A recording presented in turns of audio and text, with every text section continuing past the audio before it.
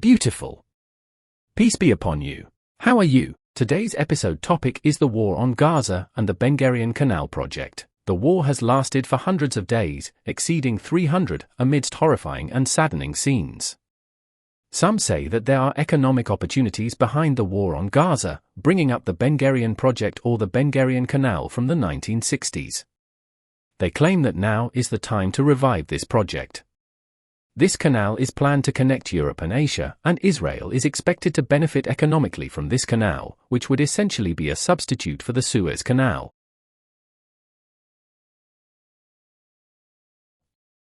Let's go back a bit and revisit the project that upset Gamal Abdel Nasser, leading to the nationalization of the Suez Canal, which caused an uproar and resulted in the war on Egypt, known as the Tripartite aggression, in which Israel also participated.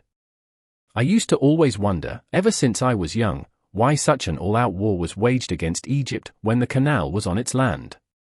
The answer is that there was an Israeli project to create the Ben-Gurion Canal, named after the founding father, and the aim of the war was to stop Nasser's nationalization of the Suez Canal. The main player in establishing the Ben-Gurion Canal was the United States, and 4 countries planned to use nuclear explosions to dig the canal, as traditional excavation methods would have been too expensive. However, these countries eventually abandoned the project, and it was kept secret. Now, we see the US, along with Britain, France, and the West, and NATO in general, getting involved militarily in Gaza. We see all these movements, including the US moving its aircraft carriers towards the Middle East. Why? All for Gaza. The goal is to displace the people of Gaza and build the so-called Ben-Gurion Canal, which, as we said, would be an alternative to the Suez Canal. The stated objective of the war on Gaza is to eliminate Hamas and take revenge for their military operation on October 7. However, days and months of bombing and destruction have passed, demolishing infrastructure, hospitals, courts, schools, homes, and more, until Gaza becomes uninhabitable. Then, the residents of Gaza will be displaced to Sinai in exchange for settling Sisi's debts. At the start of the war, we said that the goal was to displace the people of Gaza to Sinai. Some responded, telling us, if you don't understand, go educate yourselves.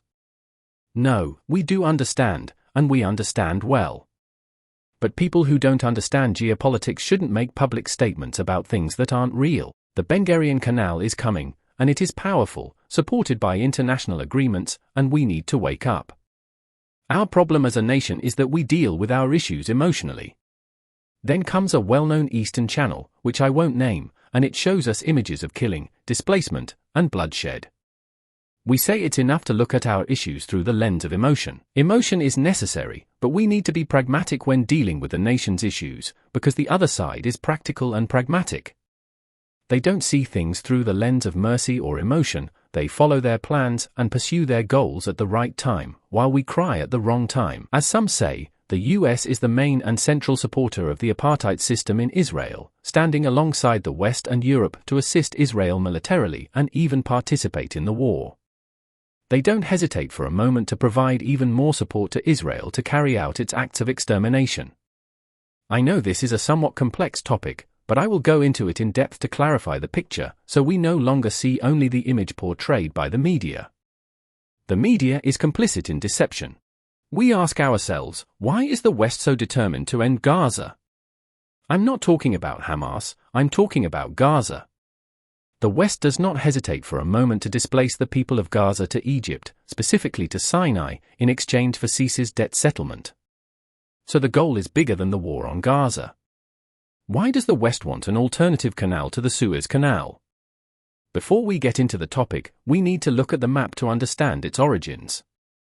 We need to know that the Ben-Gurion Canal was proposed by Israel since the 1960s to connect the Red Sea to the Mediterranean via the south to the Gulf of Aqaba.